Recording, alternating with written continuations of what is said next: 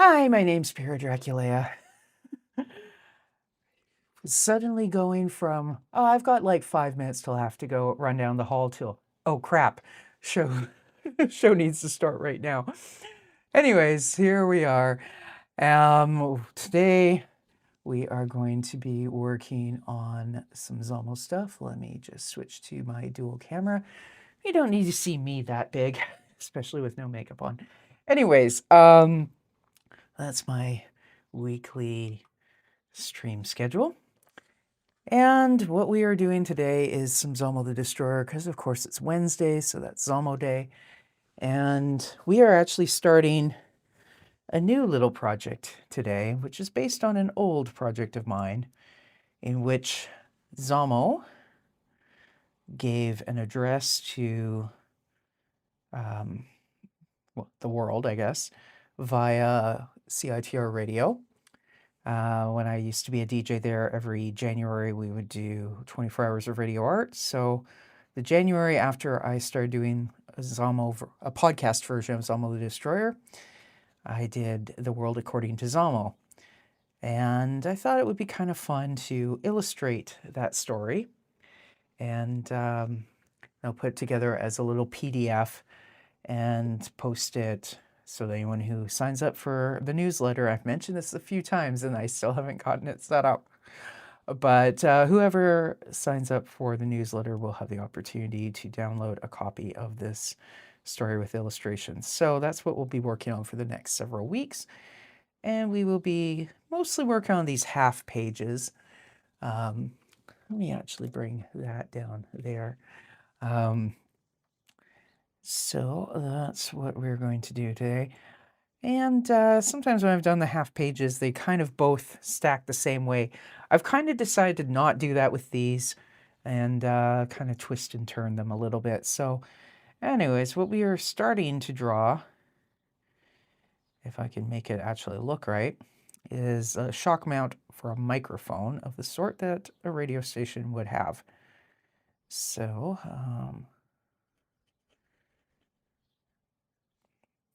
and it's going to be a lot of black on black for this area, but you know, whatever. So, got that. For the kind of elasticy things, I'm just going to do them this way. And anyways, so I'm not going to, especially today, because I recorded a couple project tour videos earlier today, so my throat's a little scratchy because I've been talking too much. Some would say I always talk too much, but I mean especially today. So I'm not going to talk too much right now. I'm definitely not going to do the Zamo voice because that's really throat scratching. Case in point, I've been doing that all day. Anyways, so we've got a kind of an elastic shock mount kind of thing going on here. And I think at CITR, our mics were just like Audio Technicas that were like okay, but they weren't like top of the line Audio Technicas. But first thing I'm going to draw there, because there would be a capsule in here. Sort of like that.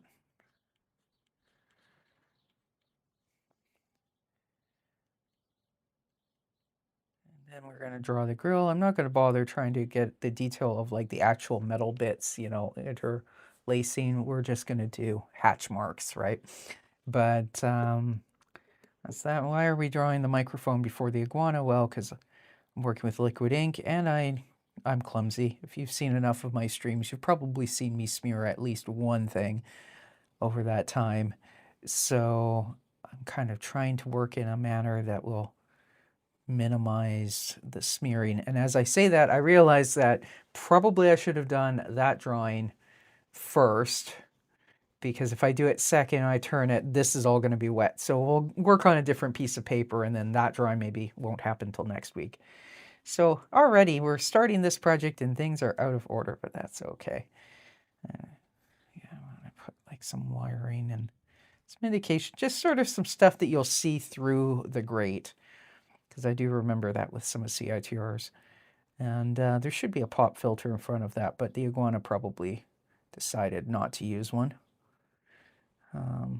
Which is to say I forgot to draw one in, so the iguana is not using one.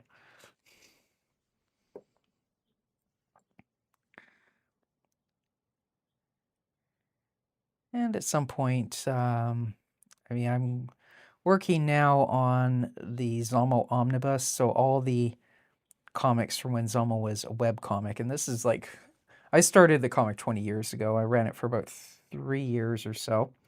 I've talked about this on past streams. I started actually finally buckled down and started scanning and realized to my dismay that past me 20 years ago didn't really think about flatbed print scanners that have small, I'll have to look at my dad's place and see if my old CanoScan is there. I don't, like, it wasn't a large scanner, but it may have been just a little bit bigger than my current one, where the bed is pretty much exactly 8.5 by 11. Because I've been finding like the edge of the paper. Now here, it's fine to go, it's not going to matter because this drawing overall is like 6 inches by 9 inches.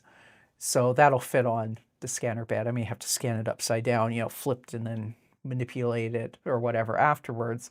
But the other Zamo stuff all starts in about like 1/4 of an inch.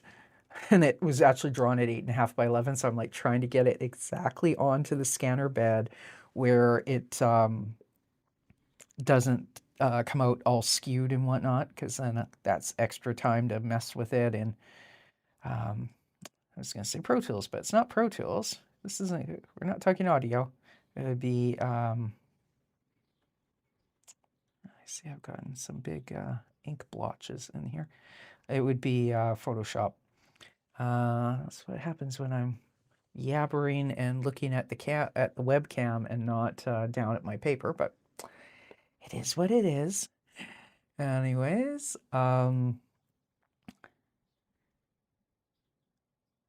so this is kind of an argument here for using markers for this kind of stuff. And I think definitely, oh man,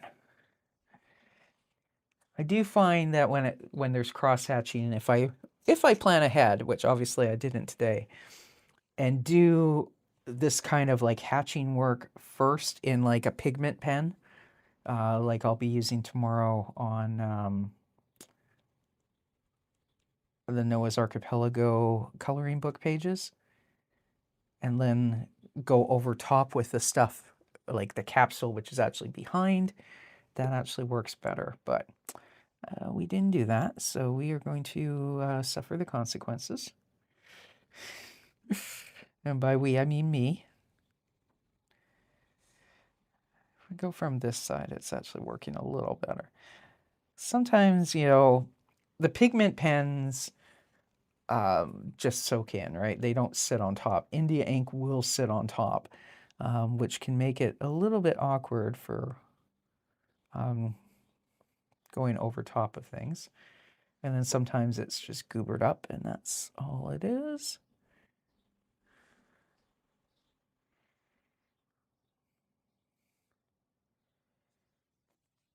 I don't know if it picks up in the mic, but if you hear birds chirping, there's like a whole flock of songbirds right outside my window. And they are having some sort of a discussion about something. They've been at it all day, because this morning when I recorded project,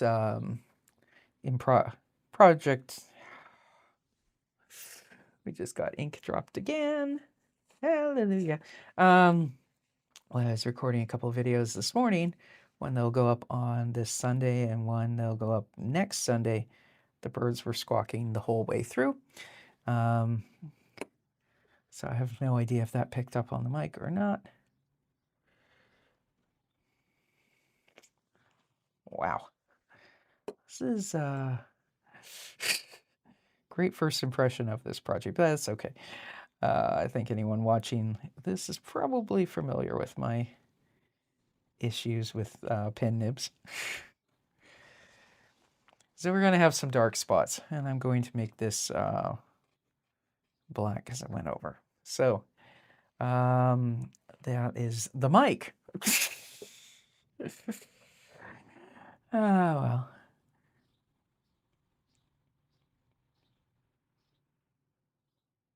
I can't blame the paper. This is smooth Bristol.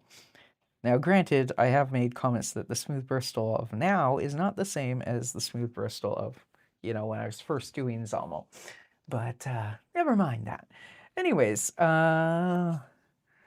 let's have us a look. Also, I want to pull something up on my computer so I can actually watch World According to Zamo there. Okay, there we go. I was going like, how come I can't see my stats for the stream on OBS? Why? Because I didn't hit the button yet. I mean, I'm live, but I didn't hit the show me the stats button. Anyways, so what is Zamo doing? Zamo is, well, first of all, we still haven't gotten to Zamo yet. We've got to draw the board, the control board in the radio station. And Zamo here is, I guess, yelling because Zamo's into the top part of that meter. And but Zamo is actually standing right on top of the faders, which, if you're a small iguana, I guess you can get, well, it's not that small, but, smaller than a human, you can get away with that sort of behavior, provided that the program director doesn't catch you doing it, I guess.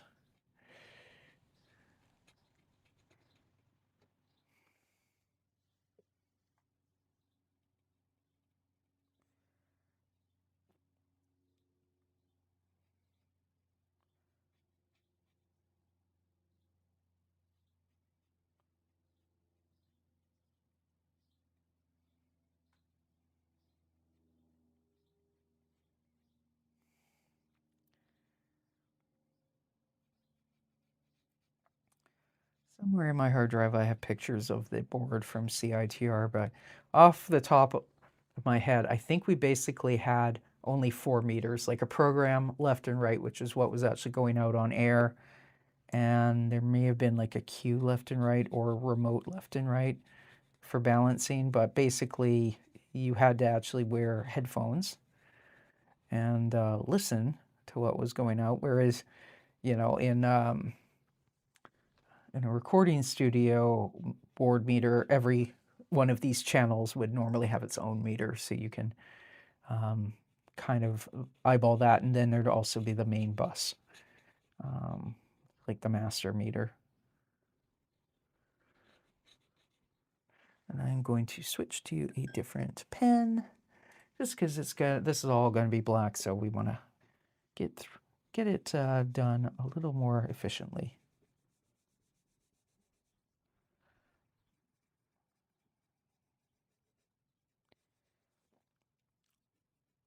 Actually, we are going to, because it's so much black, we are just going to go ahead and use the brush.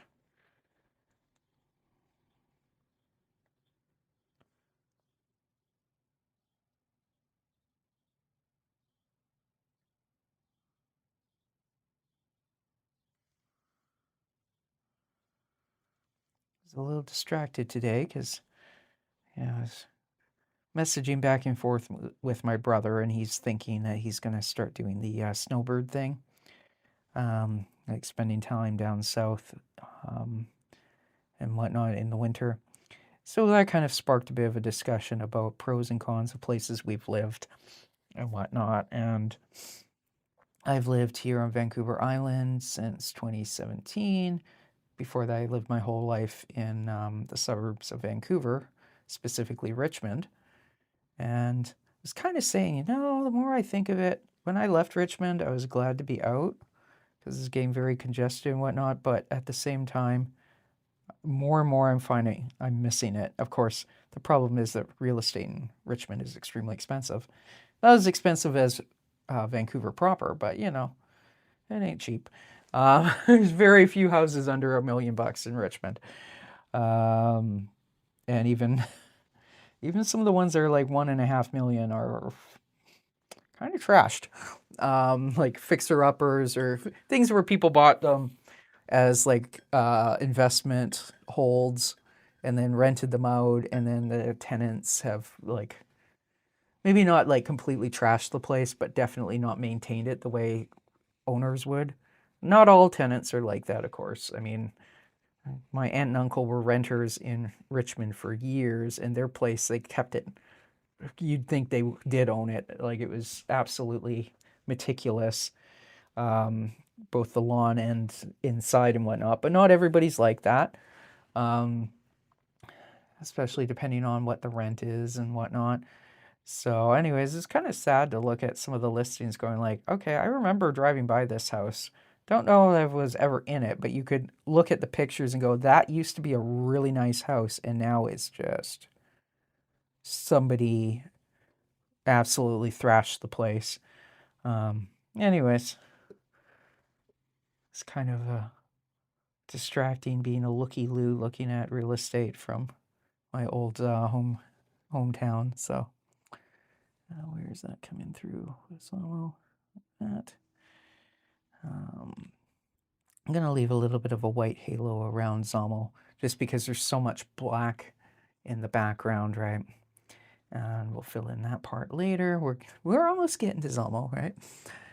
But let's go back to the brush because we've got some big black areas.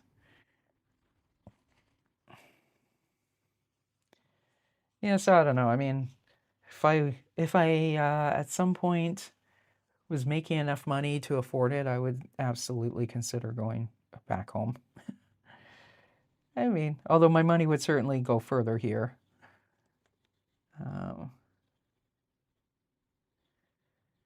Definitely, I'd say my house is nicer and in better condition than some of the listings I looked at today. But then it's been owner occupied by me since 2018, and by the previous owner had it 15 years. And not that it was perfect. I think it was better maintained when her hubby was alive, and then I get the impression that he passed away and she couldn't keep up with it, and then she decided to sell. But and then there was a family that owned it before then.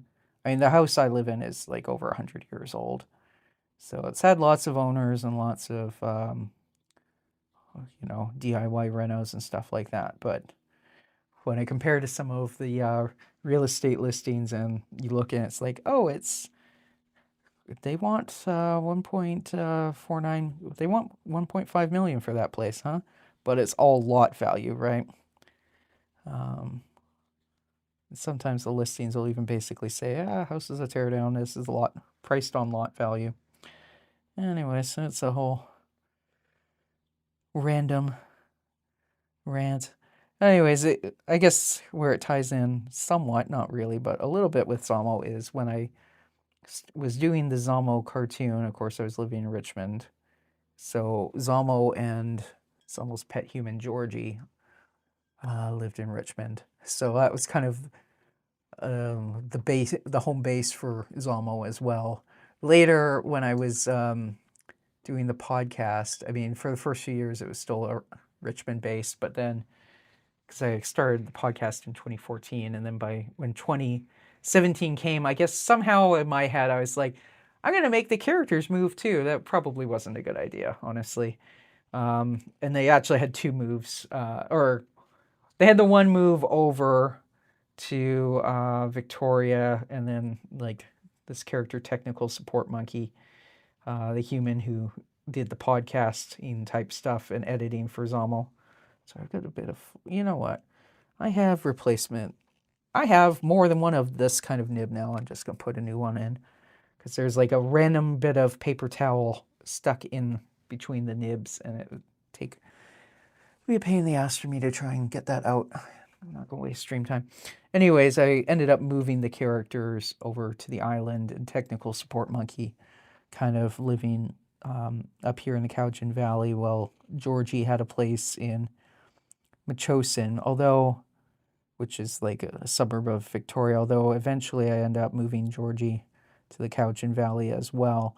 So not that there's not anything wrong necessarily with having a character move home, I think, or a whole set of characters, but first of all, like most of the human characters all moved up here. Like Mr. Heidel, who was uh, a new neighbor. He wasn't in the comic; he was in the reboot, but which ended up not being published at the time. But he was a character during the podcast years, who kind of shared the back corner fence post with Georgie. So the side neighbor of her back neighbor ended up moving, and he was like living a block or so down from technical support monkey's place in Duncan. And anyways, a lot of it was like a little too it's just a little too just so, you know what I mean? But I think my thought was I didn't want to keep up with the goings on in Richmond, so I wanted my characters to kind of live where I was living, which in a way is kind of like ridiculous. I mean, in a sense, I kind of have shades of that now with Noah's Archipelago. Noah and his family live in Victoria, but if I go back to like Richmond, I'm like the Thorsons are staying in Victoria in Oak Bay, um, just because I've learned my lesson somewhat. Anyways, I'm kind of rambling a little bit, I guess, which is I think part of the whole thing with my stream. So iguanas here have little bumps on the backs of their neck, which is what I'm drawing. I used to never draw that with Zamo, but especially when you're drawing her this big, I think it kind of helps a little bit with texture. Just thinking.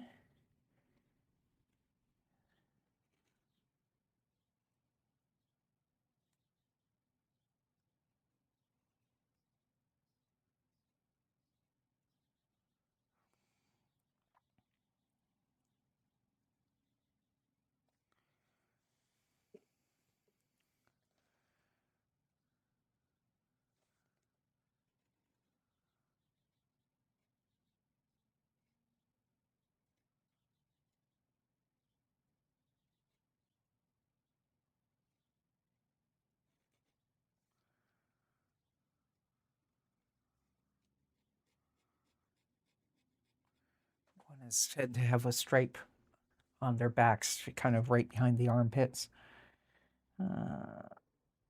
So now these faders would normally be pitch black, so I'm kind of thinking I'm going to also do that. So we'll break out, but I'm going to leave a white line for where, like the track where the fader goes up and down.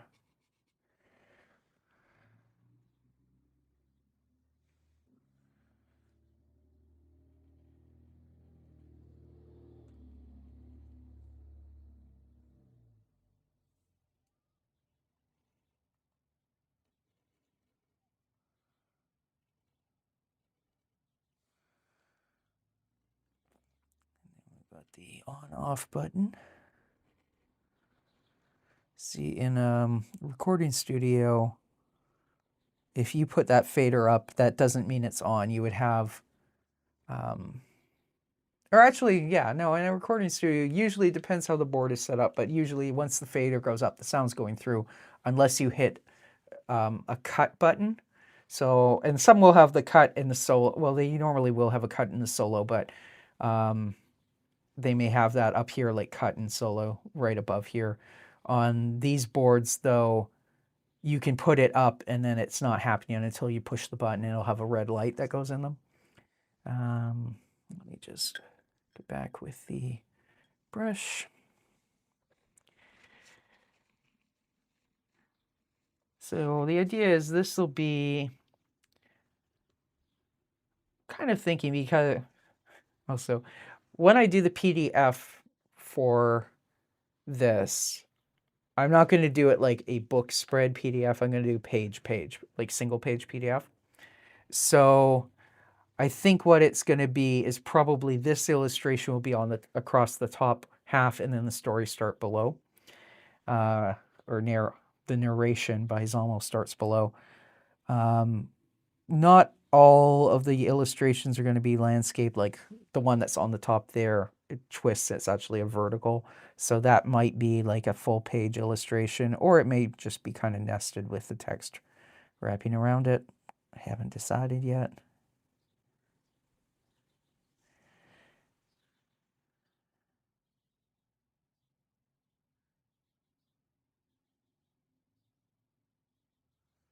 I know I said I would do a white halo around, but I think actually it'll look better if I kind of bring this right up. But I got to do it with the other pen.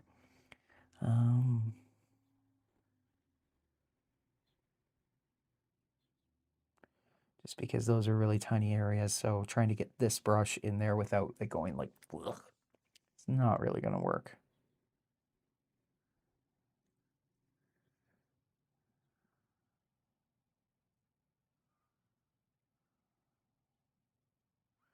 So it's been interesting with these videos to kind of look at the YouTube analytics for these streams versus the others. They have way more replay. Like, for example, the second Zomo's Secret Basement Lab drawing from the beginning of June. On the night it went live, I think it only had like 1 hour of watch time. So, you know, a couple people kind of popped in and out and watched a few minutes each. So it added up to the 1 hour. But it now has, you know, almost 9 hours. And it actually got plays yesterday and on Monday and whatnot. Whereas my vertical streams kind of, you get the odd replay, but they usually pretty much die as soon as it goes off. So it's been kind of instructive. You know, there's such a push about, oh, you know, vertical streaming, blah, blah, blah. It's like, well, it does put it to the vertical live feed, but doesn't seem to get people actually really watching. You know, they'll pop in and out. I've gotten a few people, obviously, who have discovered Zamo and my rat characters and all the rest that way, and then decided to stick around. But it does seem overall that it's far better to do things the old-fashioned way, not to the extent that you can call streaming at all old-fashioned, but, you know, stick with the horizontal video formats. Seems to work a little bit better, no matter what people sometimes say about, oh no, you know, blah, blah, blah. Vertical streaming is the future. It's like, yeah, that's not what my numbers say. Anyways, it's neither here nor there. Here, I did blue lines of like 5 of these drawings thinking, oh, these are going to go real quick. And I forgot, whenever I have to like black something out, like the board here, it takes a long ass time. So you know, that's about half an hour's worth of work. So yeah, we might get a second one done today. We may only get through this one. I don't know. So let me just fill in closer to Zomo's little face.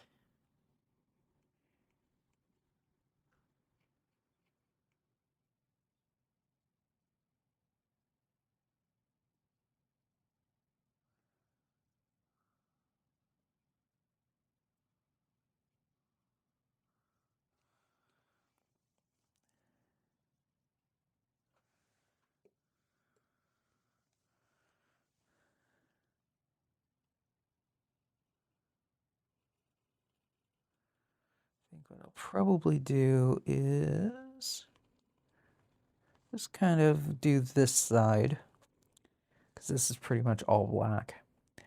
And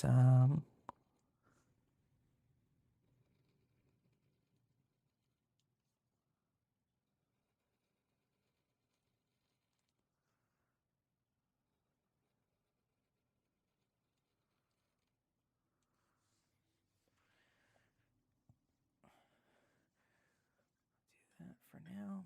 And then afterwards, I'll finish outlining Zamo, and then we will do black in the other side.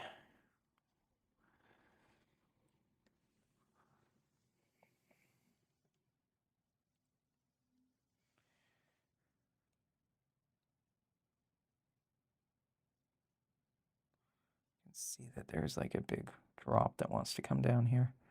I think it's water. So.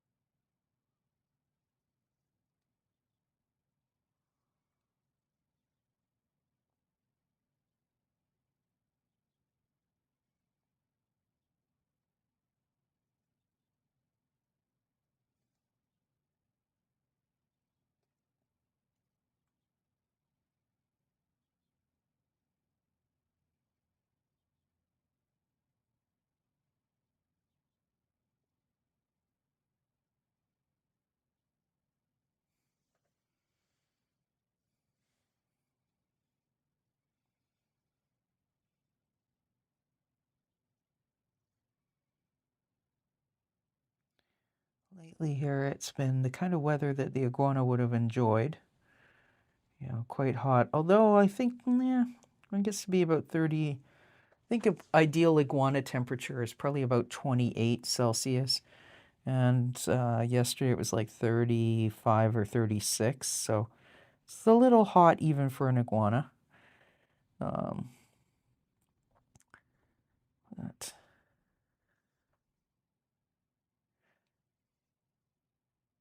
there's always kind of a running joke in the Zamo the Destroyer comic that Zamo wanted humans to do their part to cause global warming, because then the iguanas could take over Canada and Northern Europe and, you know, the Swiss Alps and all these sorts of places and take over the world.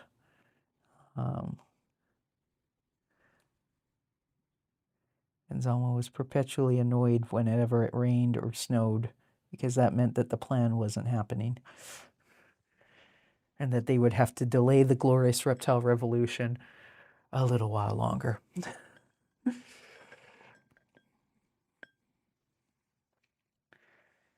think we're switching into El Nino now, though, so like it's gonna be hot the next couple summers.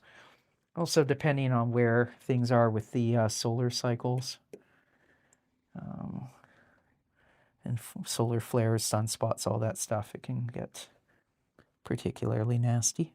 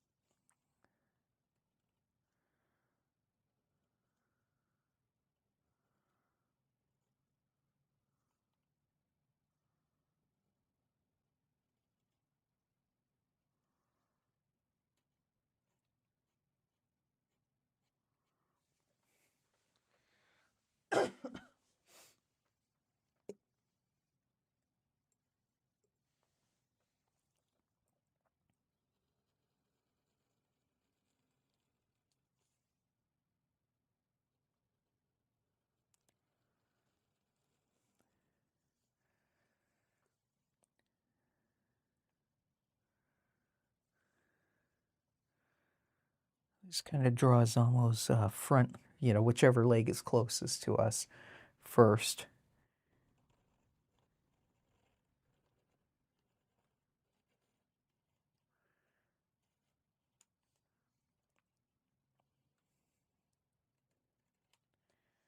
Iguana feet.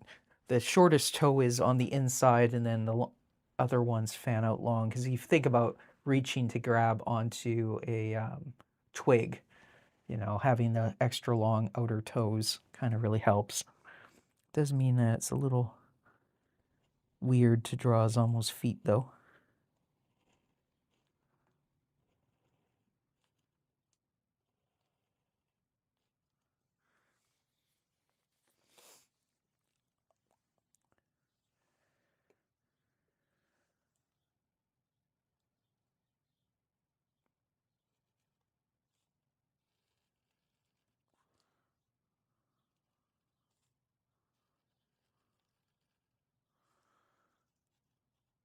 In these little areas, I will definitely just have to use the pen for.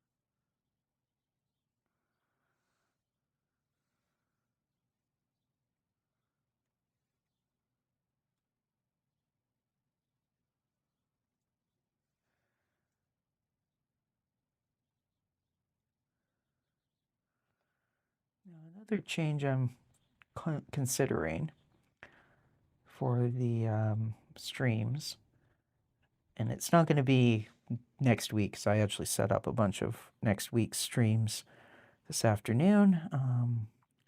But I am kind of thinking, I notice sometimes I get people popping in like right at the last 5 minutes or so. I'm kind of thinking it might actually be if I started a little later and ran, say, for my time, instead of starting at like 6:30 and running till 8:30, might be better if I started at 7 and ran till 9. Anyways, anybody watching this now or on the replay, if you want to throw your opinion in the comments on that, let me know. But I'm just kind of going like, 7 p.m., like for anyone on the East Coast, that's then 10 p.m., but some people, the later actually works for them. People are watching, getting ready for bed and whatnot, winding down at the end of the day. Replay, of course, it doesn't matter. People watch whenever. I think if it was 7 p.m. my time, I think that would be like 5 a.m. in London and parts of Europe. I'm not sure exactly, but it would be morning for Europe, and then it would be still running a couple hours. So, I might do that. One of the reasons why I set it at 6:30 initially, I think I started at like 6 back in January. A long time ago. And then I wanted to bump basically I wanted to have all my streams at the same time each day to make things less confusing. And I belong to Toastmasters. So Toastmasters here, the meeting goes to like 5:35, but then, people chat afterwards. It's like 5:45.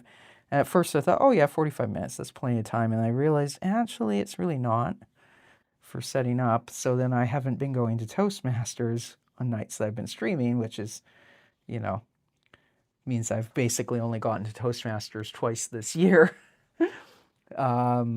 Which sucks because the Toastmasters folks are really cool and I like them. And anyways, and I do like going to Toastmasters. So I think that would be one thing, which that only applies really on the one night a week. But, can think of a few things. And also, like at this time of the year, I do tend to get up fairly early because, sun and all that sort of stuff. I try and get my walks and all that out of the way first thing in the morning. But, we're now past the solstice because that was a few days ago. So the days are going to start getting shorter again, which means probably I'm going to start doing my morning walk closer to like 7:30 or whatnot. So, anyways, point is I'm not going to be as tired as, you know, as tired as a middle-aged woman gets to be by, 9 p.m.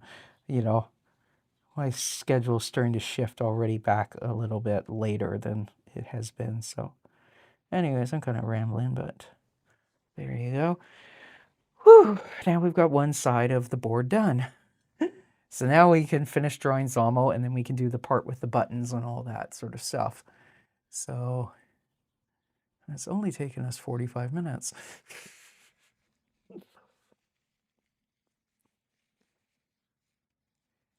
I'm not going to bother with whatever's in the background here. We'll just kind of keep it very stark black and white. So, Zamo's butt coming down here into a tail.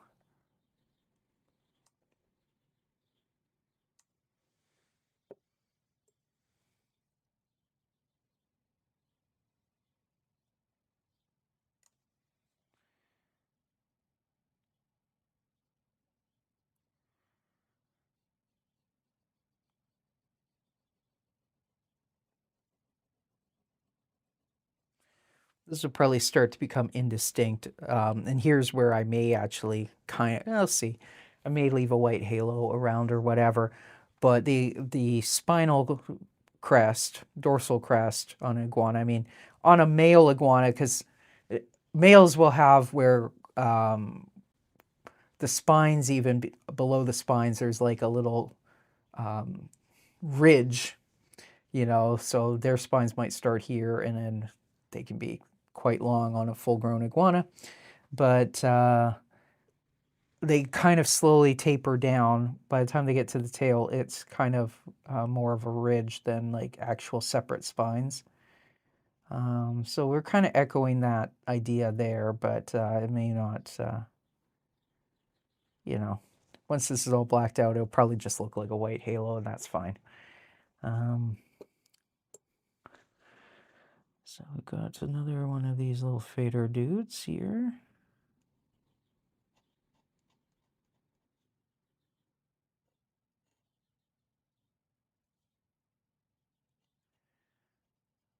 Assume if that's at the bottom that it doesn't have that.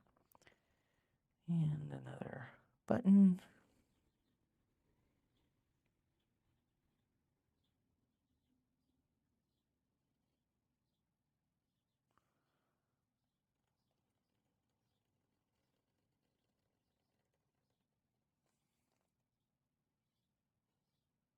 This will be blocked out too, even though it's not part of the board. Well, it would be kind of like a little flange that sits outside.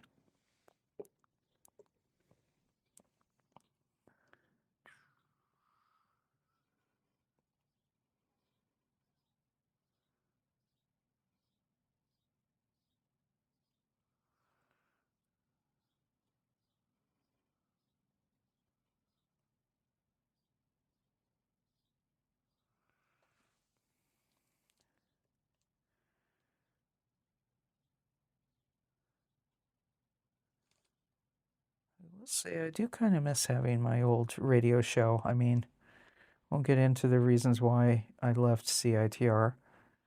I probably have on some other podcast or whatnot, but you know, I don't see myself ever going back with the way things are on campus radio. We'll just put it that way.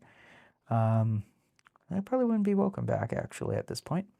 Um, but you know, there's nowhere here where one could even consider doing a show like that. And it doesn't matter that much to me in terms of, trying to replicate it. I think for a while when I first moved here, I was like, oh, and I'll see if there's a campus radio station. And there had been one, but it shut down. I should actually, one of my friends from Toastmaster, um, long time ago, was involved um, with well, CITR before it was called CITR. It was still like the UBC Radio Society or whatever. And then he went on and he actually did do broadcasting and stuff like that. So I'll have to ask him at some point if he was ever involved in the local campus community station. He may have been. He certainly, I assume, would know more details about what happened with it. But I would assume it's probably a combination of like lack of funding and lack of volunteer manpower and all that sort of stuff.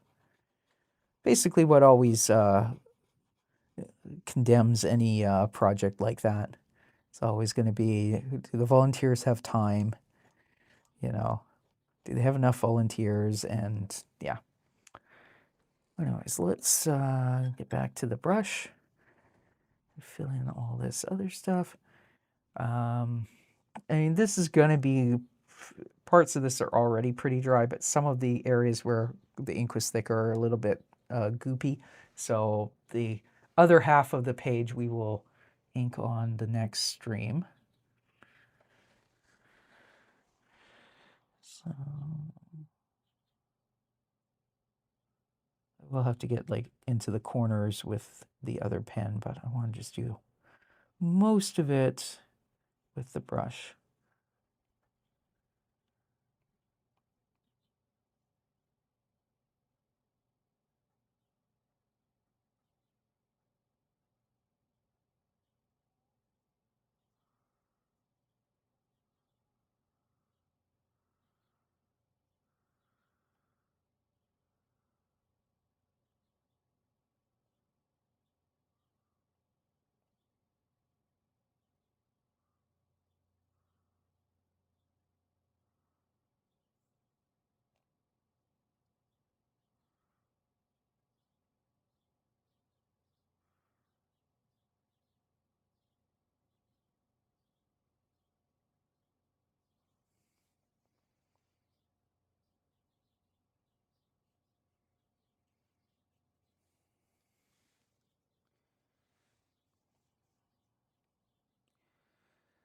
Now, when you take the ink all the way to the edge, the paper will want to curl somewhat.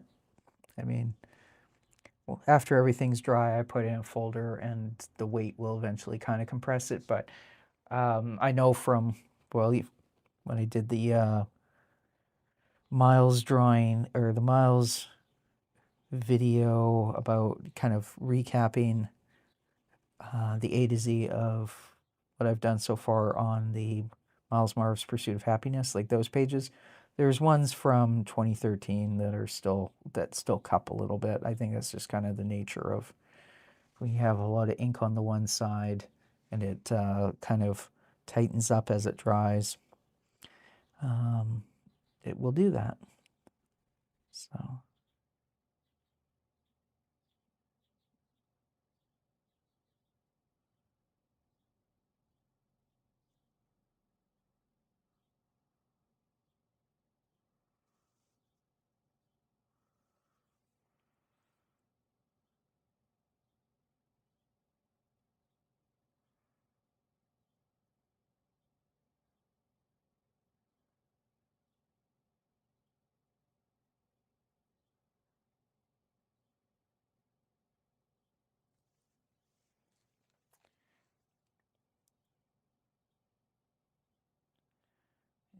I'm going to think more about the whole time thing. And it may be, if I decide I'm going to start streaming at starting at 7 p.m. Pacific instead of 6:30, well, I'll just make that adjustment in July because that's not that far off. So, and I mean, like the first full week of July. Next week is all going to be. Next week will all be 6:30 again.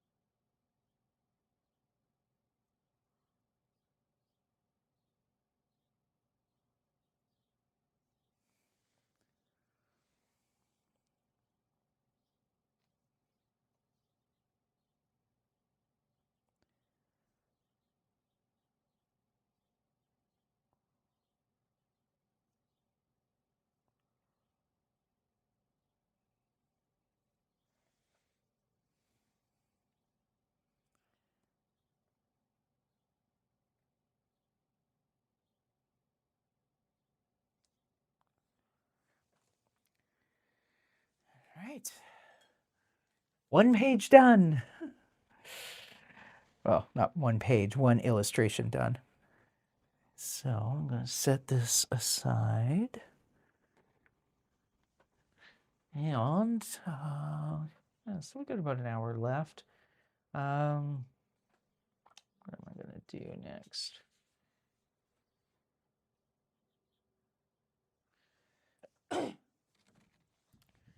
So one of the recurring jokes, both in Zamo the Destroyer in general, and specifically with this, I'm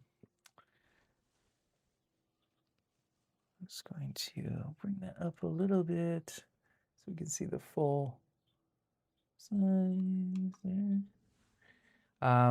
Is that Zamo insists that, well, humans are 98% chimpanzee, which Zamo rounds up to 100%. Zamo insists that iguanas are 98% Tyrannosaurus rex. Any human paleontologist who says otherwise is a lying sack of shit, etc. So I have a little drawing here of Zamo looking in the mirror and seeing a T-Rex. So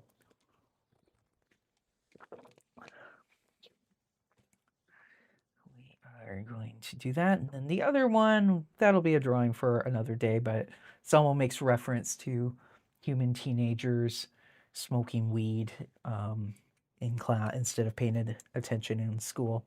So I drew myself as a teenager and some of my friends from 11th grade. So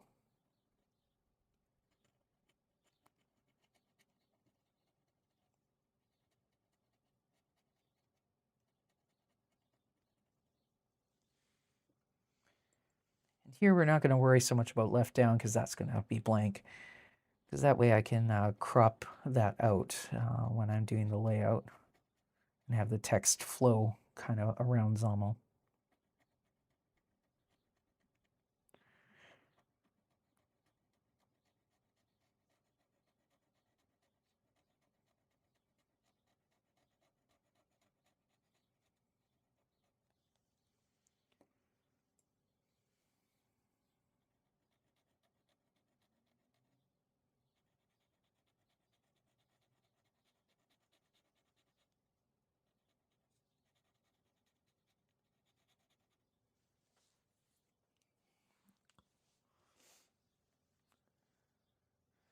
In fact, because I think I'm going to switch to the document camera only.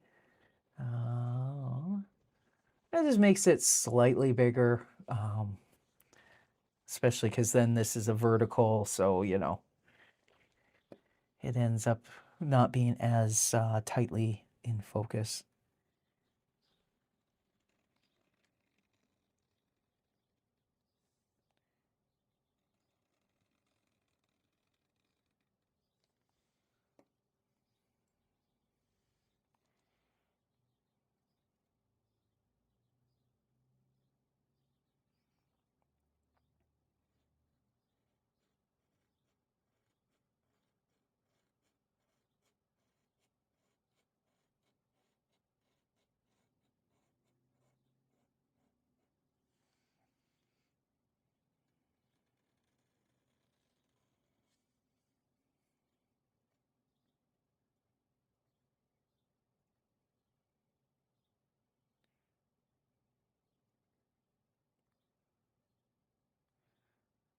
Iguanas have a third eye, which is really just for telling light and dark and noting shadows.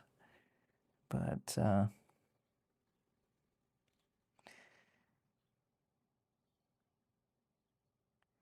they have a tympanic membrane instead of an external ear.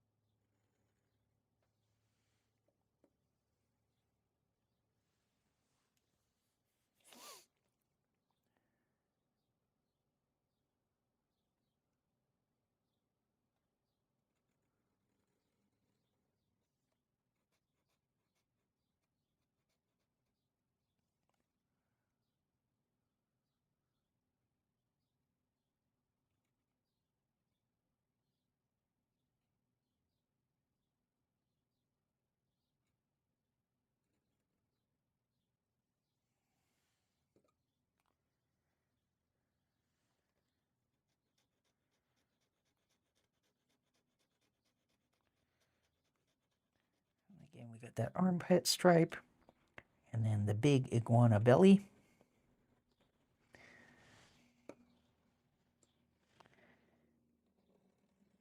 The tail.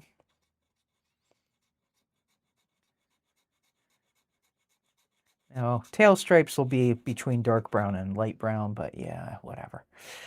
So, in black and white, we don't care.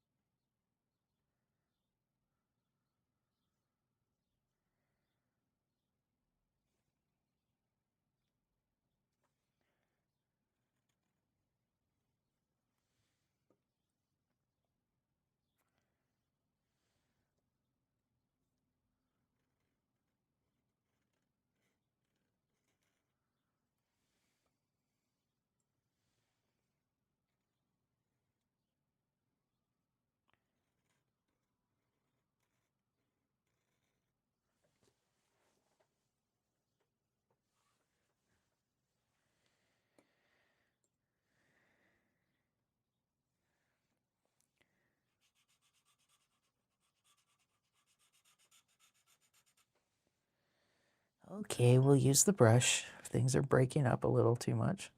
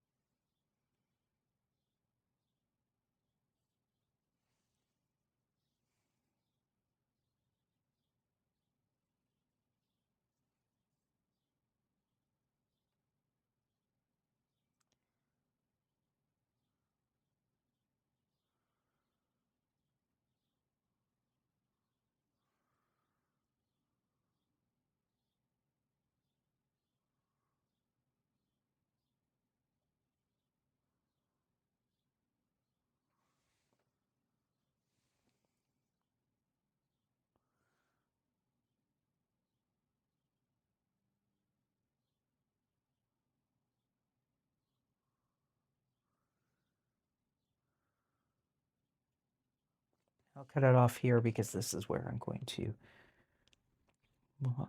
maybe I won't block out text around or whatever, but we're getting into the space for the other drawing, so.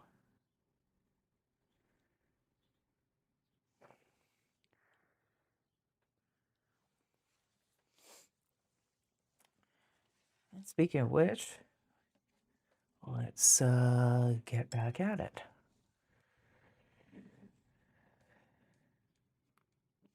Or doing it in the first place, I don't know, something black landed on there.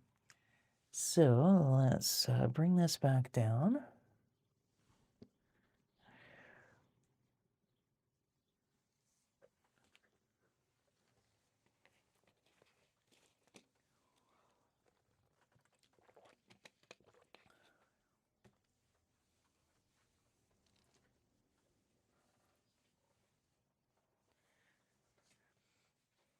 Okay, so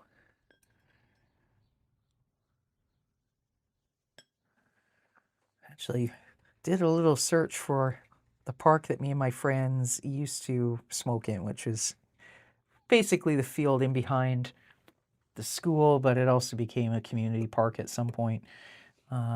So it's kind of vaguely sort of accurate. Other than I'm not going to draw like there are rows of houses that you can see in the background, but yeah, that gets tiresome. Which is to say, I get lazy.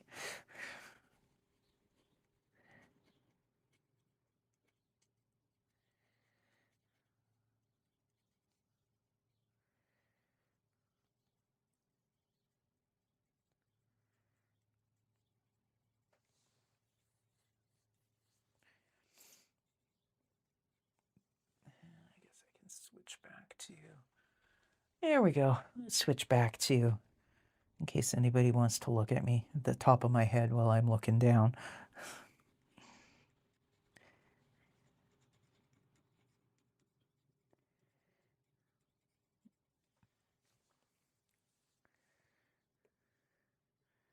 think I will kind of draw.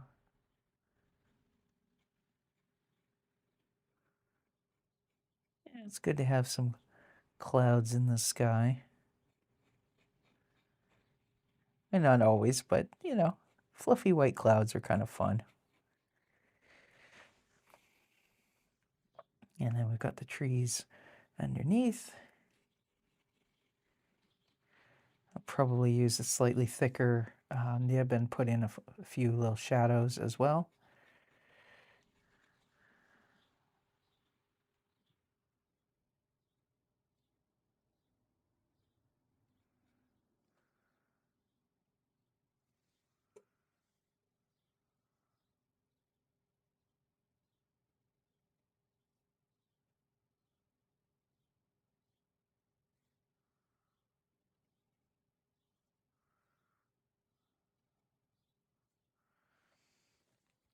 I guess before I go any further, perhaps I will do my self-portrait. Now, this is idealized hair from my punk goth days when I used to spend an hour trying to get my hair to stand up on end. The truth, normally, draw it on a different piece of paper.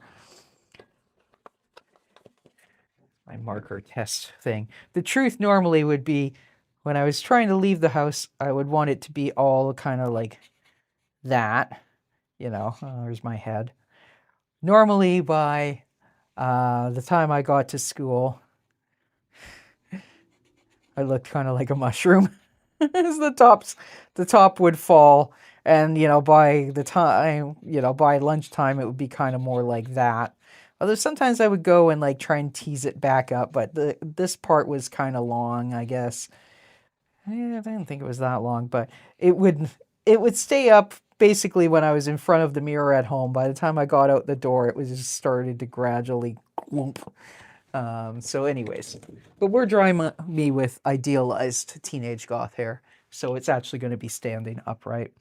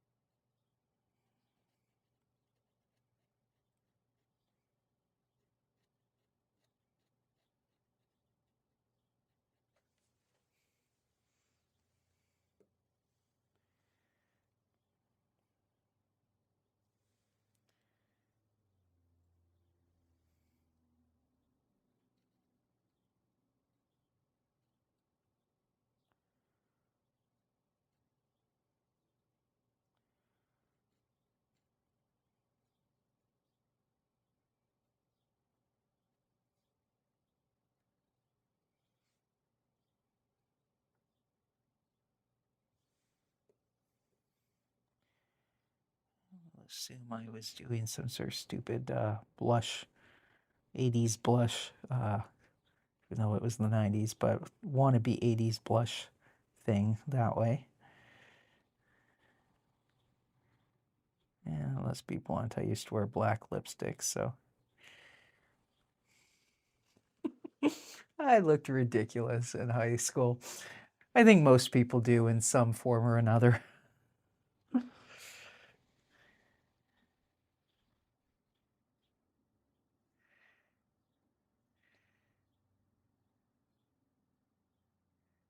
And of course, I had to have this stupid Sid Vicious, Duff McKagan chain.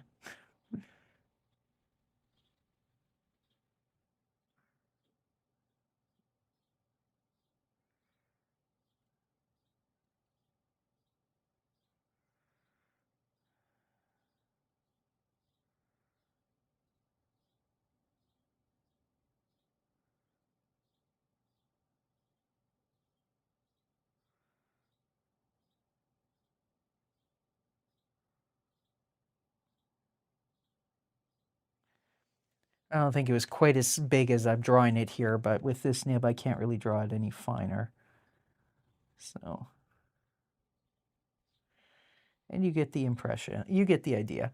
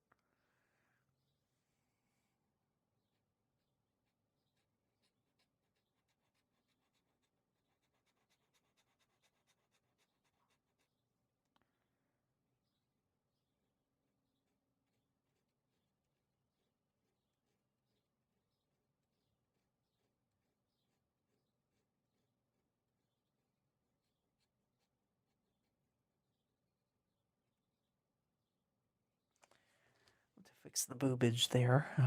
It's a little off kilter.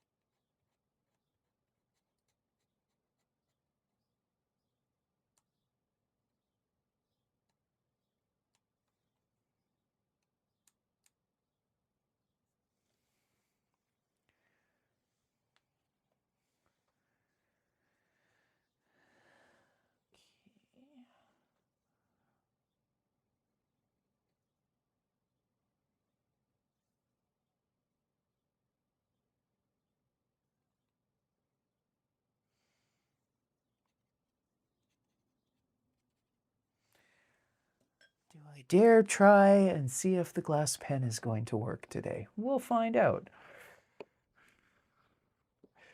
We'll find out very soon. It's not bad. A little thicker than I would have wanted it, but that's fine.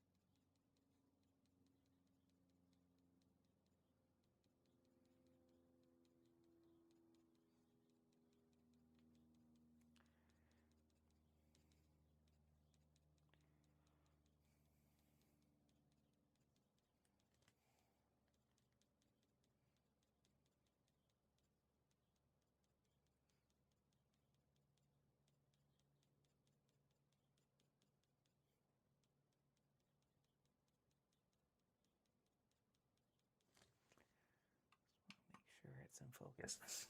I'm always a little paranoid with this document camera because sometimes things seem like they're in focus, but they actually are a little fuzzy when you actually look at the replay. So every so often I like to just hit the autofocus button and hope for the best.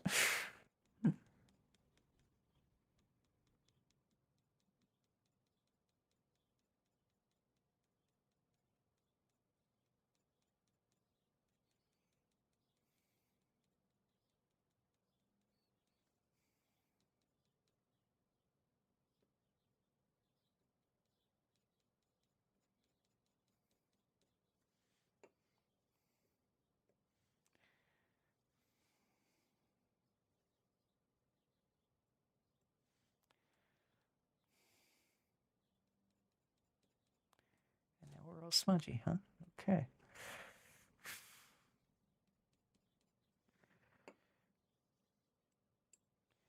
The wonders of the glass pen.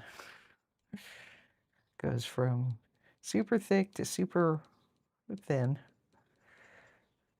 without warning. To not writing at all. Okay, well now that means we use the crow quill. Crow quill sometimes won't write at all.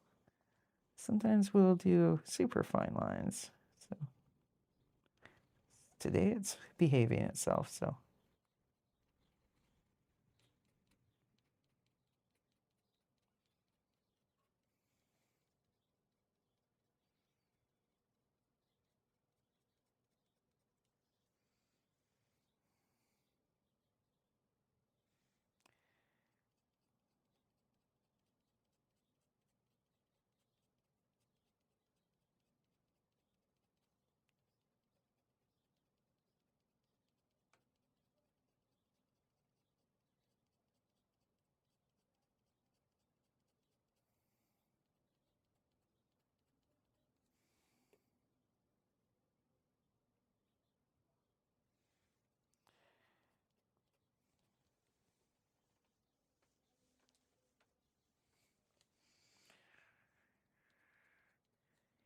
Some random dude yelling "ah fuck" and whatnot, but fortunately it looks like he's got one of his buddies with him and they're just being loud and obnoxious. Whereas this morning, just after 6 a.m., I hear some dude screaming "fuck you," and I look outside and the guy is standing by himself across the street. Not somebody who lives here, but yelling at the air. And I decided, you know what? It's good to take a rest day every now and then. Didn't feel like it was a good idea to go out for a walk with this dude yelling and acting crazy across the street.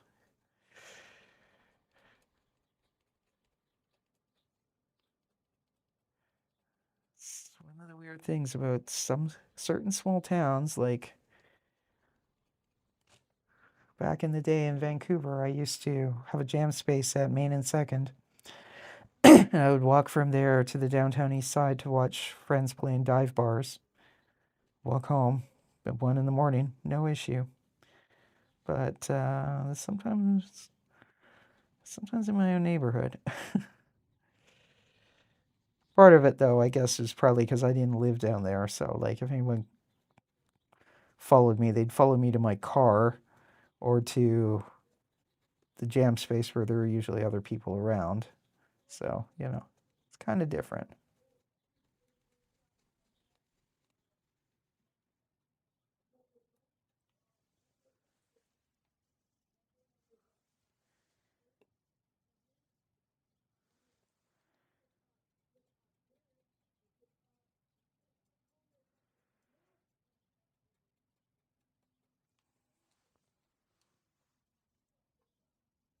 It's fucked up. But I think there's 2 of them. It's okay. I happen to know I'm pretty sure my neighbor uh, is somebody who is known to call. Oh, never mind. My neighbor's husband has been sent outside. Oh dear.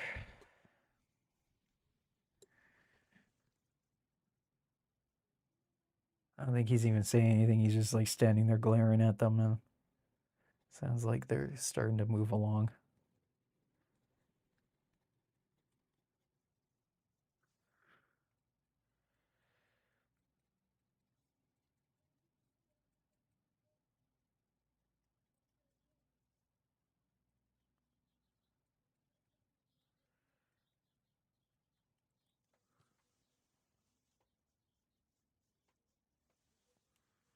What the fuck is going on?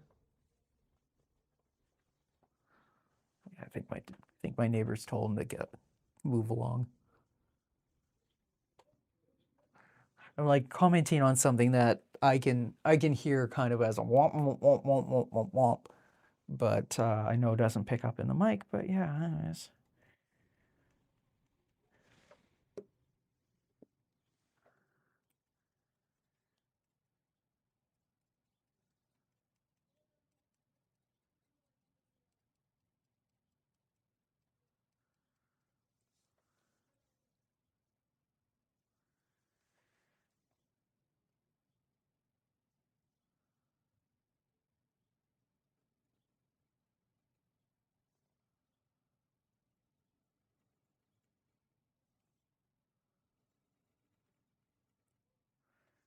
Trying to work on the thing and also trying to keep an eye out.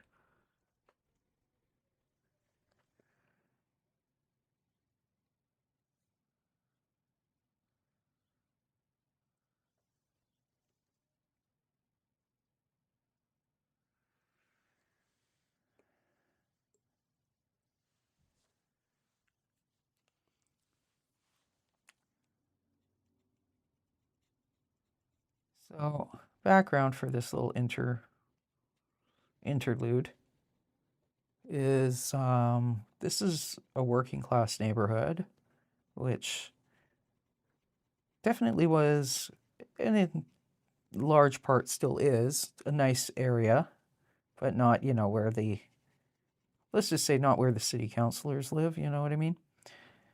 And not where the provincial health authority assholes live. And I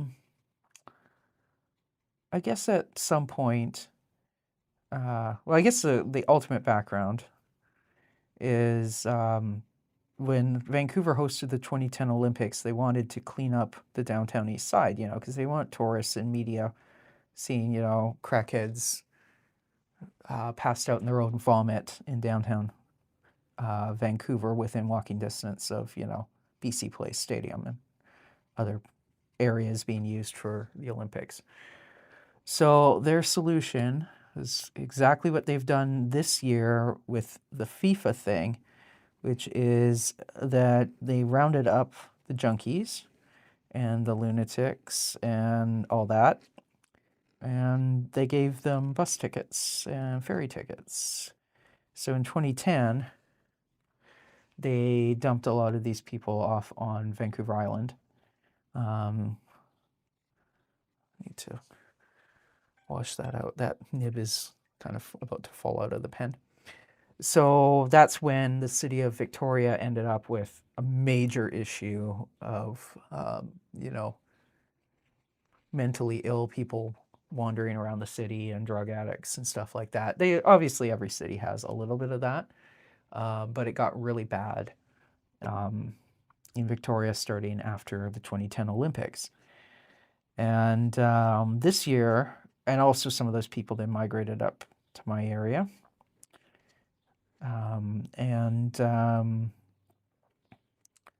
What they did this year, they did the exact same thing for FIFA. But I think this year they sent a lot of them up to a small town called Kelowna in the interior of BC, which already was having some of these issues because I'm sure they shipped some to Kelowna as well. Anyways, so ever since then there's been these issues with homeless people and drug addicts and whatnot, and people who probably should be receiving mental health help, and possibly in a non-voluntary sort of way. I know I sound like an asshole when I say that. And then once the problem was in the town, then the provincial health authority decided to impose a shelter in the, about 3-4 blocks away from my house, in the middle of this residential area, and in between the local junior high and elementary school and the McDonald's, right? Well, I don't know if you're familiar with the old movie Field of Dreams. If you build it, they will come. Okay, so that's what happens. So then it gets worse. By the way, this apparently city council opposed the location at the time, and the province basically told them to eat shit and stuck it there. And then you have there was tent cities and all this stuff. And then since I've lived here in the last about 5 years or so ago, the provincial health authority decided to intervene yet again by putting in a injection site right next to the McDonald's. So anyways, it's a major problem here, like little kids have to watch out for like needles in parks and stuff and playgrounds and all this sort of stuff. And every so often you wake up at 6 a.m. and there's some guy glaring at your house from across the street, screaming bloody murder and F you and all this sort of stuff. So, yeah, it's lovely. Anyways, all's well that ends in nothing bad happened to my neighbor, but, who knows if that psycho is gonna come back and, try and do something later. Anyways, it's a mess. And that's why, what did I say at the beginning of the stream about every so often I think about if I could afford to, it'd be nice to move back to Richmond. Why? Because Richmond's part of Vancouver, so when big events happen, Vancouver ships their problems out of town. So that was a discussion I was having with my brother earlier. So that's me in like 11th grade. This is my friend and classmate of the time, Adrian. I lost touch with Adrian after I changed schools. She's really cool. She's actually, she's like a black belt in karate. I think she'd gotten to the point where she was at the highest level she could be at before she turned 18. Because I think her next step would have been basically to end up becoming an instructor herself. But there was something where she couldn't do it until she was 18 or 19. So, but she's still going to competitions and all that. Anyway, she was really cool.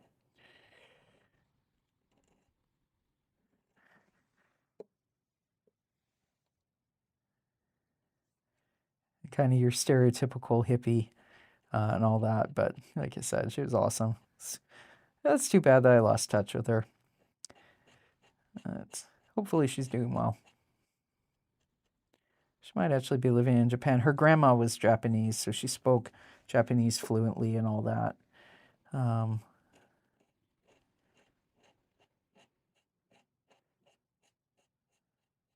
I want to say she used to go more to the Osaka area rather than like Tokyo, but I don't remember exactly now.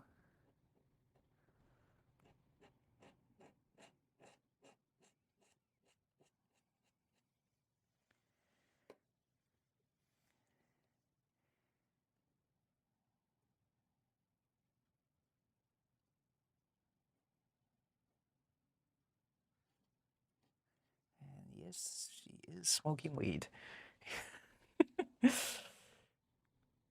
I never really got much into smoking weed, but I didn't really like the smell of it. But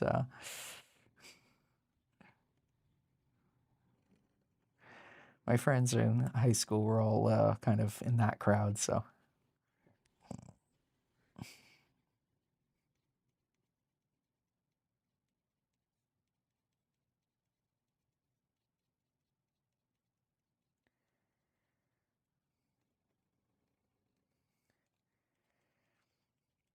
Occurred to me, I don't know if I don't remember if I don't remember hearing yesterday any of this sort of yelling and shit in the evening, but it's possible something like that, like this happened yesterday afternoon, and that's why the guy was like standing outside screaming at 6 in the morning. I was just like, well, normally my routine now is, I go for a walk, and then I try and do, 20 minutes, half hour in my garden. I decide, well, you know what, let's skip the walk. We'll just, we'll go fight with some of the overgrown stuff in my backyard. Basically, I have quite a few things that, the size limits that were listed on their sales tags. Nobody told the plant that. So I have this one rose that's grown into a thicket, and it's just completely like you get a branch that grows this way, and then it sends a side branch back, and it's all tangled. So I was like getting after it with the pruners and basically just cutting things into like 12-inch chunks, not worrying about so that they would just kind of fall. My dad's going to help me tomorrow with his truck, and we are going to take stuff to yard waste. But this thing is a beast. Like, it's beautiful and full of pink flowers, but it's like, it's completely out of control. And also, this thing's a beast, so it's like I can cut it right down to the ground in its own root. It's on its own root, like it's not a graft. So it will just come back. And the idea is cut it all the way back. I should have done this in March, but whatever. And then my dad's going to take some measurements, and he's going to build a really big, heavy-duty. This is starting to look very Van Gogh here. He's going to build a big fat trellis that'll kind of support it, and then we'll just have to kind of keep it to the trellis, but that'll be a lot easier. So, anyways, I spent half an hour fighting with that this morning instead of walking out my front door. And by the time I looked back out my window, the guy was gone. So, anyways.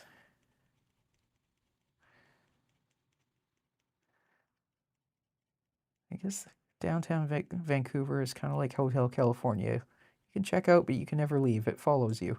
They ship it out whenever there's a big sport event or, you know, any sort of high profile event that they don't want to look bad on the international stage. They will ship downtown Vancouver to wherever you are.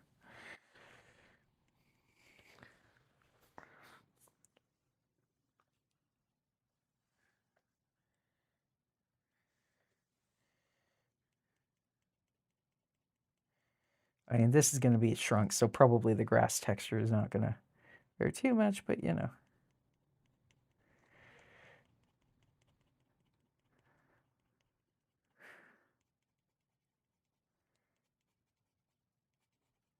Just gonna scratch in some like shadow lines that kind of give the sense that there's some like ruts in the field or whatever.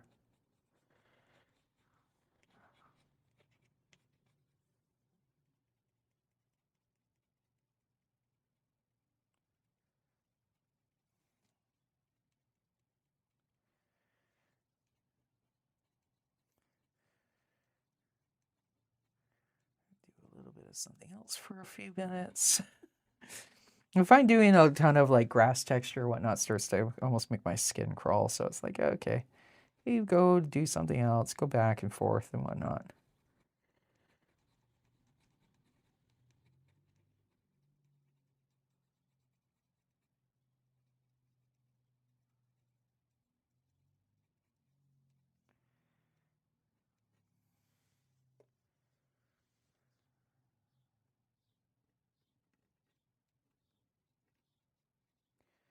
I guess this tree is a little further away. That's fine. I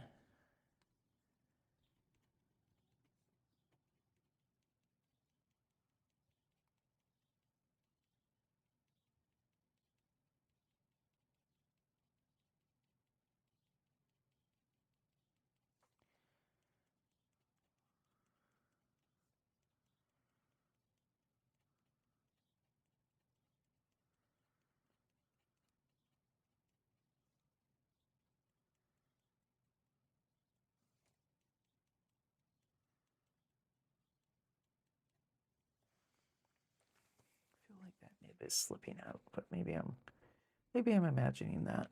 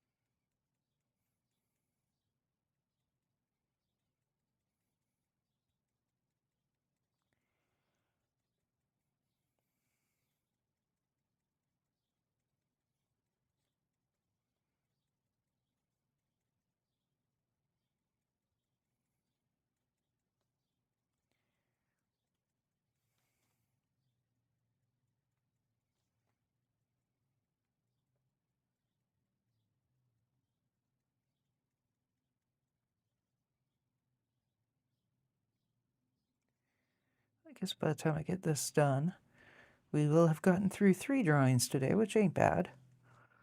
I think for this little PDF, we're gonna go through like 30. Actually, it just occurred to me that what I should probably do is yank up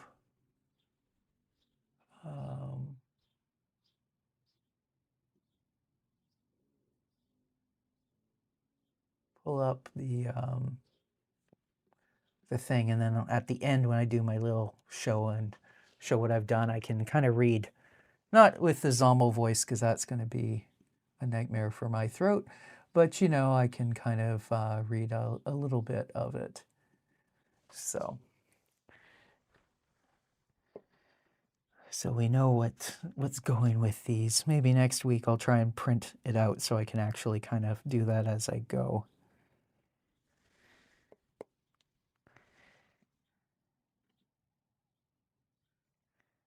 I know that is going to drop, but I want it to drop because I want to. Now this guy that I'm drawing, I almost want to say his name was also Adrian, but you know, like she'd be Adrienne with, you know, an N-E, and he'd just be Adrian, A-D-R-I-A-N, you know what I mean? Like a different spelling, the dude spelling. I could be wrong though. Maybe his name is Aaron. I don't know. But he was in my art class, and he was friends with Adrian and all this, and also he was the guy who kind of had the stuff. You know, he was the weed dealer, the school weed. Well, I don't know if he's the only school weed dealer, but he was, for our crowd, he was the weed dealer and the other, like the LSD dealer and all that. So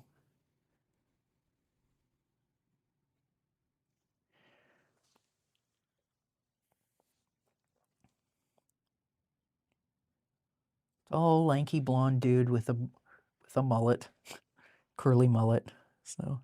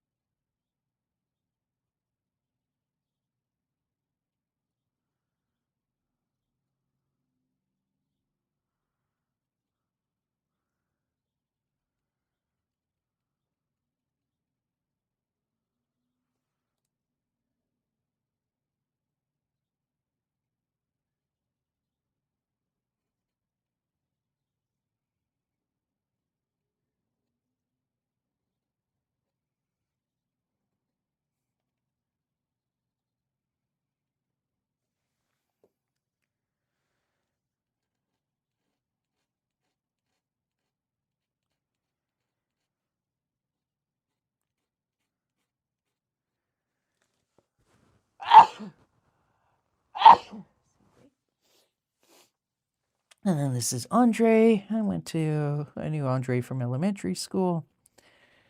I used to play D&D with Andre. He also liked getting stoned. He kept his grades up, though. I don't think anybody really outside of our circle knew that Andre did that shit.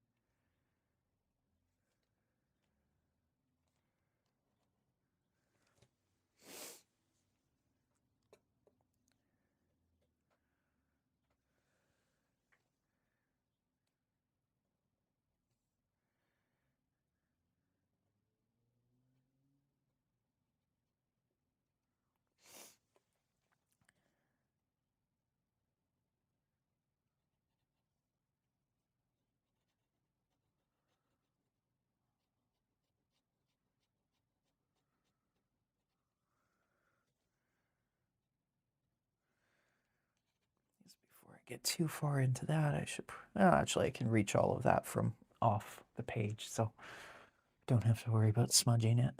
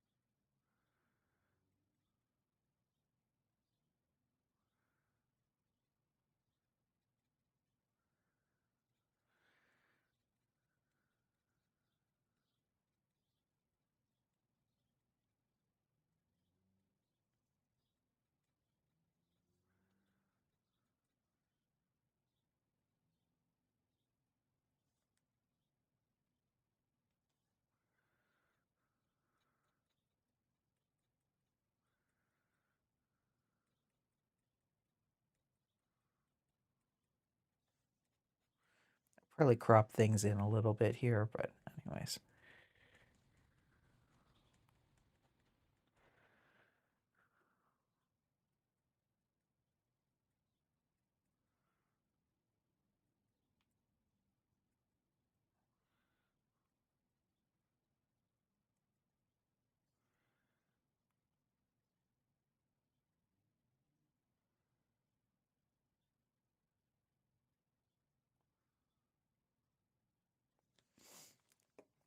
Actually add shadows just with this nib.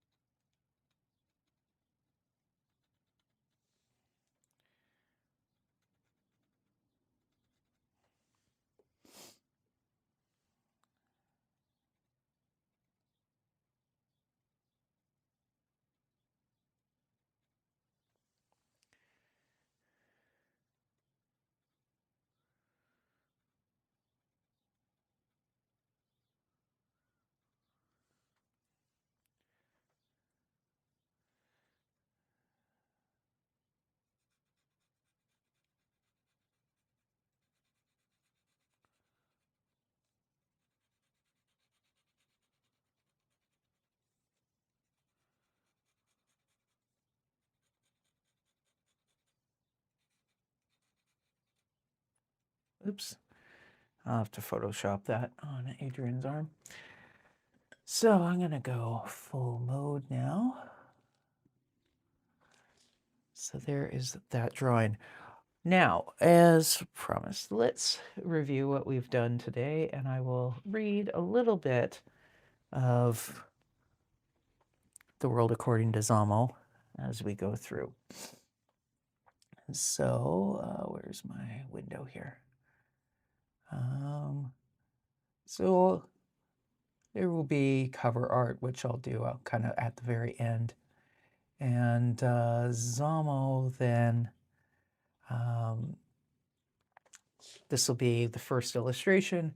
So Zamo says, howdy, I'm not going to do the Zamo voice, which is kind of like nasal like this, but yeah, I'm already coughing here and there. So Zamo says, howdy, let me introduce myself. I am Zamo. I am an iguana and a genius. Now, I know what you're thinking. Iguanas don't talk. I get that all the time, and you only think that because, for the most part, we iguanas have decided to not be on speaking terms with your species. But of course we can talk. We just choose not to talk to inferior creatures such as yourself. And I know some of you object to being called inferior to us iguanas because, of course, your mommy monkeys have told you since day one that you're all special little snowflakes, perfect in every way, and that anyone who says otherwise is a bad person. Well, I don't care what your hoe bag mommy told you. You suck. Even if you've officially never done anything wrong, you're still a human, and humans suck. Call it original suck, and you all have it. Also, your mommy's an idiot. She just thinks you're special because you came out of her slimy bits 9 months after she ran the train with the whole lacrosse team, plus the bassist from that local Aerosmith cover band. So of course she thinks you're great. She thinks the same of what she leaves in the toilet every morning. But enough about you. Let's talk more about me. I'm actually quite famous, you know, and then that's going to be the illustration that we didn't do today. Zamo is being asked for autographs. So Zamo then says, I was in a webcomic a while back called Zamo the Destroyer. Well, I should say I'm famous amongst iguanas. I don't know if you humans are in touch with all the cool stuff in the world, so you might be too busy keeping up with the Kardashians to have ever basked in the glory of moi. But I don't lose any sleep over that. I figure it's your loss. Wait, this is college radio, right? I'll have to edit that because obviously it's not going to be college radio anymore. I guess I'll have an introductory note mentioning that it was college radio or whatever. Which, yeah, I would have the introductory thing. Never mind, because the comic shows Zamo in the college radio thing. Anyway, so Zamo says, sorry, this is college radio, right? Forget the Kardashians. I meant to say you're all too busy keeping up with the latest hideous facial hair trends. Saw something online about a hipster dude putting tiny jingle bells in his beard for Christmas. I guess that means when his girlfriend slaps him around, it sounds festive. Except who would date such an ugly dude? But iguana digress. I also do a podcast called the Zamo the Destroyer Show, but, well, forget I said anything about that. My podcast is for other iguanas, not lesser sorts of creatures such as you chimps, humans. No offense, you gotta understand how us iguanas get that backwards when you're 98% chimp by your DNA, as opposed to superior beings such as myself. Hang on. Such as myself, who are 98% T-Rex, so that's this drawing. No matter what the stupid vet says. So we have that. And then Zamo continues on and says, anyway, so I understand this is CITR's special annual radio art thingamajig, where the DJs who are usually on Saturday nights all call in sick to go get hammered at the pub while the other radio dudes play noise and weird stuff and get all artsy-fartsy. But I figured I'd take a bit of a different angle. See, I firmly believe that art should be educational. Also, and I understand this radio station is at a university, misreading things. So Zalmo then says, and I understand this radio station is at a university. I'm always shocked by how ignorant human university grads are about history and whatnot. I mean, you go for 4 years to a place of higher learning and you're all so stupid when you come out the other end it boggles the mind. Don't they teach you young monkeys anything in monkey school? I mean, other than how to fool gullible writers from Rolling Stone. If you don't know, if you know, you know. Just say that.